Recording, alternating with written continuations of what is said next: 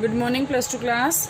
बेटे nitrogen family जो है हम कर रहे थे, नाइट्रोजन फैमिली जो है कल इसके बारे में थोड़ा सा बताया था। तो आज जो है हम इसके बारे में क्या करेंगे। नाइट्रोजन फैमिली में सबसे पहले बेटे आपके पास अगर हम कंपाउंड्स लिखें तो क्या क्या होते हैं। मैं एक साइड जो है कंपाउंड्स लिख रही हूँ कि कौन कौन से कंपाउंड इसमें होते हैं। तो कंपाउंड्स देखें कौन कौन से होते हैं। Nitrogen, phosphorus, arsenic, bismuth antimony और बिस्मिथ, ये कंपाउंड्स होते हैं नाइट्रोजन फैमिली के अंदर। आज बेटा हम इसकी करेंगे एटॉमिक और physical properties. Atomic and physical properties, atomic और फिजिकल प्रॉपर्टीज़ बेटा आज इसके स्टडी करेंगे। तो एटॉमिक और फिजिकल प्रॉपर्टीज़ में सबसे पहले बेटा इसकी आएगी फर्स्ट। अगर हम देखते हैं तो फर्स्ट में आपके पास आती है कि इलेक्ट्रॉनिक कॉन्फ़िगरेशन क्या है। इलेक्ट्रॉनिक कॉन्फ़िगरेशन इसकी क्या होती है।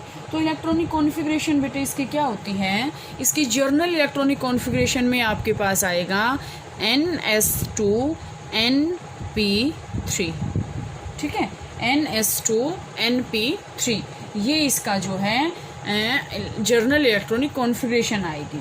ठीक है, जैसे बेटा अगर हम नाइट्रोजन की बात करते हैं, नाइट्रोजन का कितना होता है 7 में आपके पास क्या आएगा। अगर हम इसमें कंप्लीट कर दें हीलियम को तो हीलियम के बाद 2s2 और 2p3 यही आएगा। ठीक है, इसके बाद अगर हम बात करते हैं फॉस्फोरस की, फॉस्फोरस का कितना होता है 15 में क्या आ जाएगी, आर्गन आ जाएगी, नियोन आ जाएगी, नियोन आ जाएगी। इसके बाद क्या आएगा 3s2 3p3। इसके बाद अगर हम आर्सेनिक की बात करें तो आर्सेनिक में का एटॉमिक नंबर कितना होता है 33 में क्या आ जाएगी, आर्गन आ जाएगी। आर्गन आने के बाद आपके पास क्या शेल आएंगी, आर्गन आने के बाद आएगा 3d10 4s2 और 4p3 आ गया। इसके बाद आपके पास आएगा एंटीमनी का एटॉमिक नंबर कितना होता है 51 में आपके पास क्या आ जाएगा, क्रिप्टोन आ जाएगा। क्रिप्टोन आने के बाद क्या आएगा 4d10 5s2 और 5p3 आ गया। इसके बाद आपके पास क्या आएगा बिस्मिथ का एटॉमिक नंबर कितना होता है 83 में कौन सी नोबल गैस आ जाएगी, 83 में नोबल गैस आ जाएगी जिनोन के बाद क्या आएगा इसमें 4d के बाद बेटा यहाँ पे 4f और आएगा 4f12 4f14 5d10 6s2 और 6p3 यही आएगा इसमें। ठीक है, ये आपके पास क्या होती है इलेक्ट्रॉनिक कॉन्फ़िगरेशन इसकी है। तो हमने क्या देखा, जर्नल इलेक्ट्रॉनिक कॉन्फ़िगरेशन क्या आई NS2NP3 मीन्स लास्ट में क्या आया सभी के अंदर NS2NP3 सभी के अंदर। तो ये क्या थी इसकी जर्नल इलेक्ट्रॉनिक कॉन्फ़िगरेशन। इसके बाद बेटा इसमें आपके पास जो नेक्स्ट आएगी प्रॉपर्टी वो आपके पास आएगी इसमें इसकी एटॉमिक और आयनिक रेडियाई।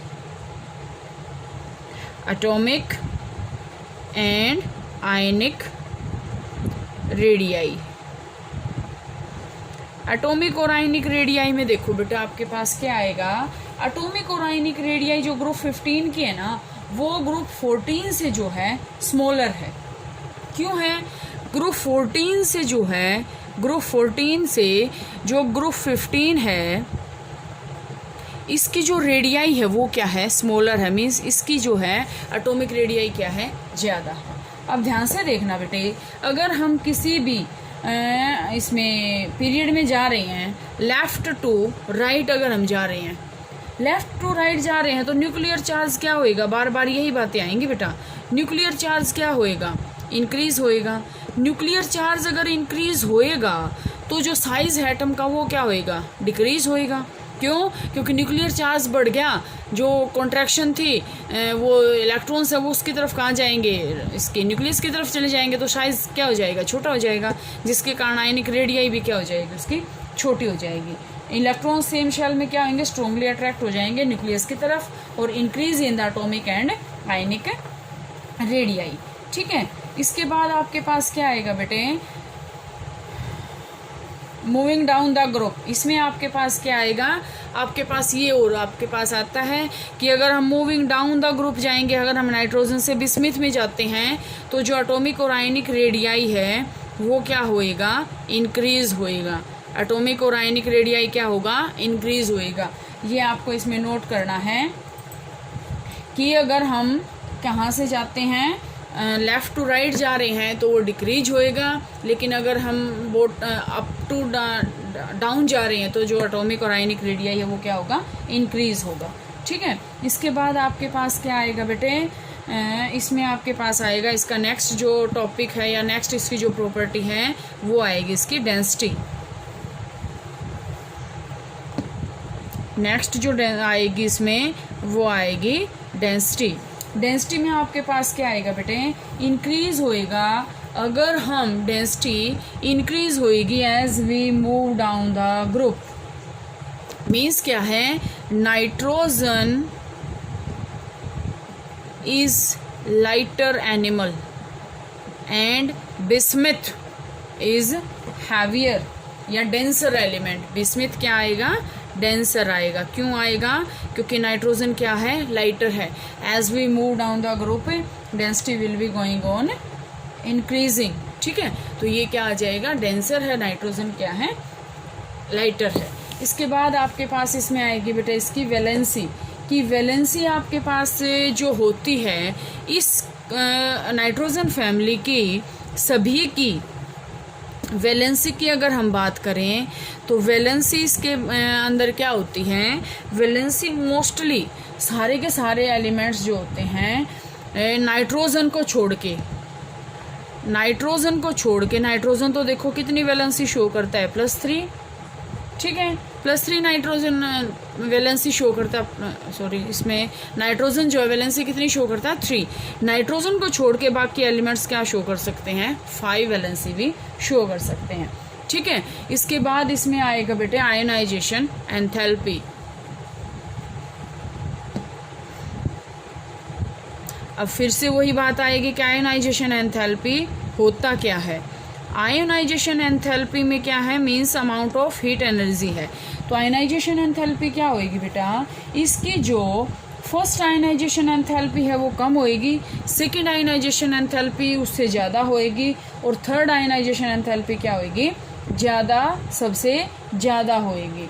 ठीक है, तो आयनाइजेशन एंथैल्पी ग्रुप 15 की जो है एलिमेंट ग्रुप 14 से क्या है, ज़्यादा है।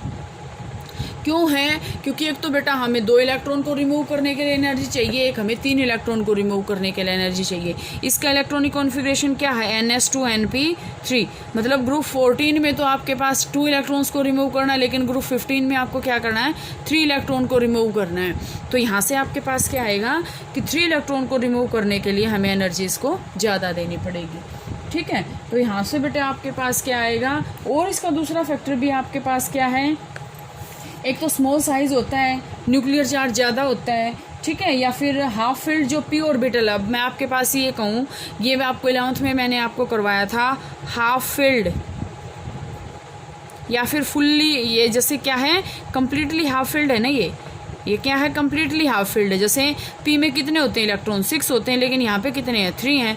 तो यहाँ से अगर हम इसका स्ट्रक्चर देखें तो ये ऐसे है ना,